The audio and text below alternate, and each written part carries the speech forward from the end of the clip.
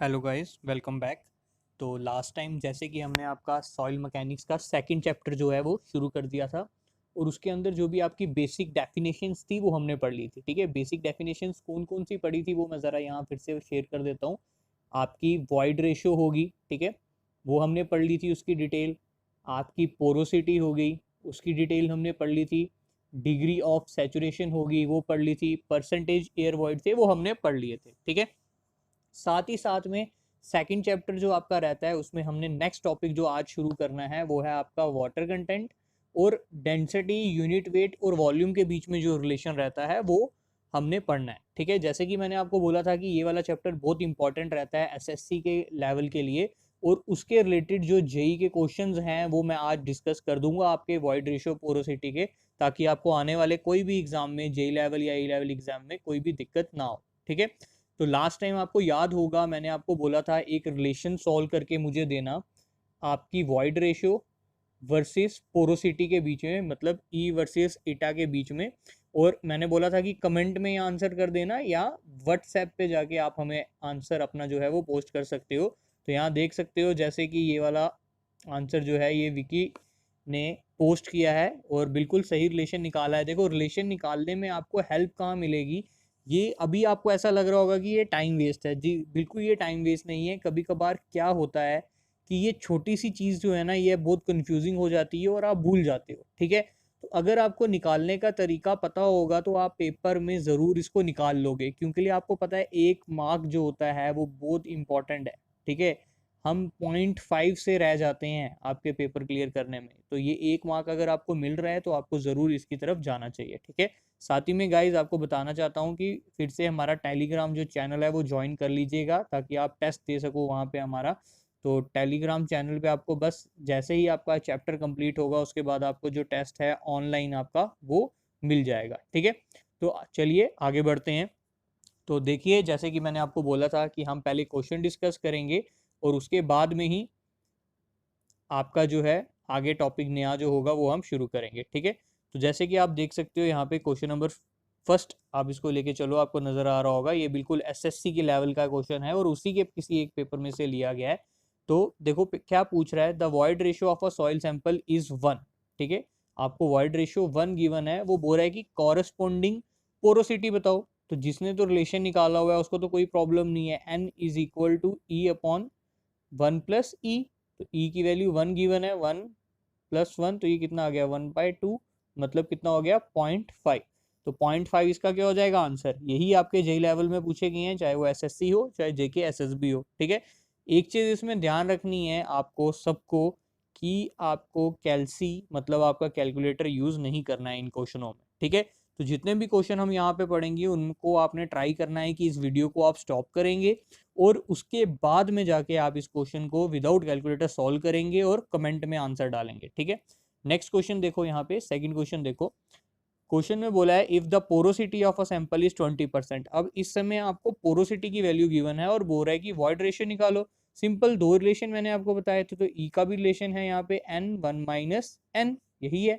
तो कितनी 20% का मतलब क्या हो जाएगा 0.2, 1 - 0.2, तो ये कितना आ जाएगा 0.2/0.8, यही हुआ। क्या आप इसको ऐसे लिख सकते हो 2/8, बिल्कुल लिख सकते हो। क्या आप इसको ऐसे लिख सकते हो 1/4, तो इसका आंसर क्या हो जाएगा 0.25। ठीक है, विदाउट कैलकुलेटर सॉल्व करना है। ये तो हो गया देखो बिल्कुल इजी वाले। अगर जो एग्जामिनर है वो बिल्कुल कंपटीशन को देख रहा है तो वो ये क्वेश्चन इस समय नहीं डालेगा। ठीक है, अगर वो कंपटीशन का लेवल देख रहा है तो वो इस समय नहीं डालेगा। आपको ऑलरेडी पता है कि जम्मू एंड कश्मीर की अगर स्पेशली बात करूं तो जेई लेवल पेपर को देने के लिए इस समय जो कंपटीशन है वो बहुत अप हो चुका है। ठीक है, उसी को ध्यान में रखते हुए मैं आपको हर एक लेवल का क्वेश्चन करवाऊंगा। ये तो हो गया बेसिक लेवल। ठीक है, अगर ये आ गया तो हर कोई कर लेगा। अब ये थोड़ा सा एक एडवांस लेवल इसको लेके चल सकते हो आप। ठीक है, देखो पहली चीज जो आपको करनी है, यहाँ पे वीडियो को स्टॉप करो। ठीक है, एक अपनी रफ कॉपी निकालो और इस न्यूमेरिकल को सॉल्व करो। ठीक है, खुद से पहले सॉल्व करो और इसका आंसर फटाफट पहले पोस्ट कर दो आप हमारे कमेंट में। ठीक है, इससे आप ही को फायदा होगा। आप कमेंट डालोगे तो मुझे इससे कुछ नहीं मिल रहा है, इससे आप ही को फायदा होने वाला है। और उसके बाद जिसका आंसर निकल गया वो कंटिन्यू वीडियो देखो, और जिसका नहीं निकल पा रहा है और वो भी अब इस वीडियो को देख सकते हो, ठीक है। देखो इस क्वेश्चन में वो क्या बोल रहा है, in a wet soil mass air occupies 1/6 of its volume and water occupies 1/3 of its volume, ठीक है। क्वेश्चन समझना, the void ratio of a soil is, और हमें निकालना क्या है यहाँ पे, वॉइड रेशियो निकालनी है, ठीक है। इतना तो आपको पता चल गया। सबसे पहली चीज जो आपको यहाँ पे ध्यान देनी है, उसने क्या बोला, VA मतलब volume of air occupies 1/6 of volume, मतलब 1/6 ऑफ टोटल वॉल्यूम। एक कंडीशन ये है आपके पास। दूसरी कंडीशन क्या बोला, volume of water occupies 1/3 of volume, ठीक है। आपके पास ये एक कंडीशन जो है आपने तैयार कर ली, ठीक है। अब वॉल्यूम ऑफ वॉइड्स निकाल सकते हो, बिल्कुल निकाल सकते हो। वॉल्यूम ऑफ वॉइड्स किसके बराबर हो जाएगा, जितना पानी और जितनी हवा होगी वॉल्यूम की उतना ही होगा, तो मतलब वॉल्यूम ऑफ वॉइड्स किसके बराबर है, volume of air plus volume of water, ठीक है। तो मतलब क्या, इसको ऐसे लिख सकता हूँ मैं, 1/6 प्लस 1/3 और बाहर कॉमन ले लिया मैंने V, ठीक है। इसको जब आप सॉल्व करोगे तो ये आपका निकल के आएगा हाफ ऑफ V। तो आपके पास वॉल्यूम ऑफ वॉइड्स जो हैं वो निकल के आ गए हैं, ठीक है। तो मैं यहाँ पे साइड में लिख देता हूँ, वॉल्यूम ऑफ वॉइड्स आपने निकाल लिए, कितने निकाले, हाफ ऑफ टोटल वॉल्यूम। अब क्या वॉल्यूम ऑफ सॉलिड निकाल सकते हो, बिल्कुल निकाल सकते हो। कैसे निकालोगे, वॉल्यूम ऑफ सॉलिड के लिए क्या करोगे, टोटल अगर आप लेके चलो तो टोटल आपका कितना है, V minus half of V, यही है ना। तो इसमें से क्या ये वैल्यू क्या निकल के आ जाएगी, 2V माइनस 1V/2, तो ये कितना आ जाएगा, 1/2V। तो ये इसका मतलब क्या हुआ कि वॉल्यूम ऑफ सॉलिड भी आपके पास निकल के आ गई, वो भी किसके बराबर है, हाफ ऑफ V के, ठीक है। अब तो यहाँ पे 2 मिनट भी नहीं लगेंगे आपको सॉल्व करने में। तो अब सॉल्व करो, आपको E पता है किसके बराबर होता है, volume of void divided by volume of solid. तो वॉल्यूम ऑफ वॉइड्स आपने कितने निकालनी है यहाँ पे, 0.5V। तो वॉल्यूम ऑफ सॉलिड कितने हैं, वो भी कितने हैं, 0.5V, मतलब हाफ। इसको कैसे लिख सकते हो, 0.5V। तो बस E किसके बराबर निकल के आ गया आपका, 1। तो ये था आपका ये क्वेश्चन, बिल्कुल सिंपल है। पर अगर कंपटीशन के हिसाब से देखा जाए तो ये वाला क्वेश्चन आपके एग्जाम में ज़रूर आएगा, ठीक है। चाहे वो एसएससी का एग्ज़ाम हो, चाहे आप एसएसबी की तैयारी कर रहे हो, या आप पीएससी की तैयारी कर रहे हो, ठीक है। तो आओ आगे बढ़ते हैं, आज का टॉपिक हमारा देखते हैं। जो आज का टॉपिक हमारा रहने वाला है वो क्या रहने वाला है, वाटर कंटेंट या मॉइस्चर कंटेंट, ठीक है। अब वाटर कंटेंट या मॉइस्चर कंटेंट सॉइल में क्या होता है, इसकी सिंपल सी एक डेफिनेशन है, is defined as the ratio of mass of water to the mass of solid, ठीक है। जितना मास है वाटर का ये, ठीक है, divided by two the mass of solid. अब यहाँ पे ज़रूरी नहीं है कि आप जो वाटर कंटेंट निकाल रहे हो वो मास के हिसाब से निकालो, आप वेट में भी निकाल सकते हो, wait of water divided by weight of solid, ठीक है, कोई प्रॉब्लम नहीं है, आप यहाँ वेट भी ले सकते हो। ये तो डेफिनेशन सिंपल होगी। अब यहाँ पे आगे जो बात होती है वो होती है लोअर लिमिट की और अपर लिमिट की। तो हमने बहुत अच्छे से पढ़ा हुआ है लोअर लिमिट और अपर लिमिट को। अब मैं यहाँ आपसे पूछना चाहता हूँ, जब आपने ये सैंपल लिया, ठीक है, ये सपोज आपने सैंपल लिया हुआ है, ये सॉइल के सॉलिड पार्टिकल्स आ गए और इसके अंदर ये आ गया वाटर आ गया, ठीक है। जब आप इसको ओवन ड्राई करोगे तो ये जो पानी होगा ये तो इवेपोरेट हो जाएगा, ये तो निकल जाएगा, पीछे जो बचेगी वो क्या बचेगी, ड्राई सॉइल। मतलब ये वेट ऑफ वाटर जो है ये ज़ीरो हो सकता है, किस केस में, ड्राई सॉइल में। तो इसका मतलब वाटर कंटेंट भी आपका ज़ीरो हो सकता है। तो आपकी लोअर लिमिट जो होगी वो क्या हो जाएगी, वाटर कंटेंट की, ठीक है। यहाँ पे एक मिस्टेक होगी है, रिटन मिस्टेक, यहाँ पे आपका क्या आएगा, वाटर कंटेंट, ठीक है। तो वाटर कंटेंट क्या होगा कि लोअर लिमिट क्या हो जाएगी, 0। और वैसे ही अपर लिमिट क्या उसकी हो सकती है, ठीक है। अपर लिमिट जब आपको निकालनी होगी तो वो क्या होगी, सिंपल, आप यहाँ पे देख सकते हो, water content is equal to weight of water divided by weight of solid. अब इस डायग्राम में देखो, क्या वेट ऑफ वाटर बड़ा हो सकता है किसी केस में वेट ऑफ सॉलिड के, हाँ बिल्कुल बड़ा हो सकता है। किसके केस में हो सकता है, सैचुरेटेड सॉइल के केस में या पार्शियली सैचुरेटेड सॉइल के केस में, ठीक है। इसको समझने के लिए आप इस तरीके से ले सकते हो, ठीक है। सपोज एक ये आपने लिया हुआ है जग, ठीक है। अब इसमें जो वाटर कंटेंट है वो बहुत ज़्यादा है, ठीक है, बिल्कुल यहाँ अबव जा रहा है। तो जो वेट ऑफ वाटर है वो वेट ऑफ सॉलिड से क्या हो सकता है, ज़्यादा हो सकता है। इसका मतलब ये जो ऊपर वाली वैल्यू है ये ज़्यादा हो सकती है वेट ऑफ सॉलिड से, तो वाटर कंटेंट भी क्या आएगा आपका, बड़ा आएगा ना 1 से वैल्यू। जब ऊपर सपोज मैंने आपको बोल दिया कि वेट ऑफ वाटर जो है वो है 200%, ठीक है, और वेट ऑफ सॉलिड मैंने आपको बोल दिया, या 200% मत करो, गलत हो जाएगा। सपोज 20 ग्राम है और वेट ऑफ सॉलिड है 10 ग्राम, इनटू क्या हो जाएगा वाटर कंटेंट के लिए 100, तो ऊपर वैल्यू क्या आ रही है, ठीक है, ज़्यादा वैल्यू आ रही है ना, तो इसका मतलब 100 से बड़ी वैल्यू जो है अपर लिमिट की वो हो सकती है, ठीक है। यहाँ पे भी देखो कैसे क्या आंसर आ रहा है आपका 200%, तो upper limit can be greater than 100। कभी कभार हम ये गलती कर देते हैं कि वाटर कंटेंट की अपर लिमिट जो है इक्वल टू 100 कर देते हैं और हमारा क्वेश्चन जो है वो गलत हो जाएगा कंसेप्चुअल, ठीक है। तो ये थी वाटर कंटेंट या मॉइस्चर कंटेंट की बात, बिल्कुल सिंपल सा टॉपिक था, कोई प्रॉब्लम नहीं है। अब मैं आपको एक क्वेश्चन दे रहा हूँ, इसका आंसर आप मुझे कमेंट करके दोगे। मेरा क्वेश्चन ये है, पहला क्वेश्चन मेरा ये आपसे है कि जब हमें वाटर कंटेंट फाइंड करना होता है तो सबसे बेस्ट मेथड कौन सा है वाटर कंटेंट फाइंड करने का, ठीक है। पहला क्वेश्चन मेरा ये है। वैसे ही सेकंड क्वेश्चन मेरा ये है कि एक जो सॉइल मास है आपका, उसके अंदर कौन कौन से टाइप ऑफ वाटर जो है वो स्टोर हो सकते हैं, ठीक है। दूसरा क्वेश्चन ये, आपको एक्सप्लेन नहीं करना है, सिर्फ लिख देना है। तो ये दो क्वेश्चन है जो मैं आपके लिए छोड़ रहा हूँ, ठीक है। अब बात करते हैं आपके नेक्स्ट पॉइंट के बारे में, वॉल्यूम और मास के बीच में क्या रिलेशन होता है, या वॉल्यूम और यूनिट वेट के बीच में क्या रिलेशन होता है, ठीक है। तो इसको जरा ध्यान से समझेंगे, बिल्कुल इजी टॉपिक है। तो पहले मैं थोड़ी सी एक चीज, अब जरा यहाँ पे देखो आप, एक टर्म मैंने बोली मास, ठीक है, और एक टर्म का यूज हम यहाँ करेंगे यूनिट वेट का। ये दो चीजों का यूज हम यहाँ करने वाले हैं। मास का मतलब क्या होता है, डेंसिटी, ठीक है, डेंसिटी से रिलेट करते हैं, और डेंसिटी के यूनिट जो होते हैं या मास के जो यूनिट होते हैं वो हम किस में लेते हैं, ठीक है, न्यूटन, किलो न्यूटन या केजी, किस में लेंगे, केजी में लेंगे। तो क्या यूनिट होते हैं, केजी पर मीटर क्यूब, ठीक है। और डेंसिटी ऑफ वाटर कितनी लेते हैं हम, 1000, ठीक है। सिंपल है, ये तो आने वाले क्वेश्चंस में भी आपको पता चल जाएगा। यूनिट वेट जो आपका होता है वो किससे रिप्रेजेंट करते हैं हम, आपके गामा से, ठीक है। और उसके जो यूनिट्स होते हैं वो क्या होते हैं आपके, किलो न्यूटन पर मीटर क्यूब, ठीक है। और वैसे ही यूनिट वेट जो आप सॉइल का लेके चलते हो वो कितना लेके चलते हो, 9.81 किलो न्यूटन पर मीटर क्यूब। तो ये डिफरेंस यहाँ याद रखना।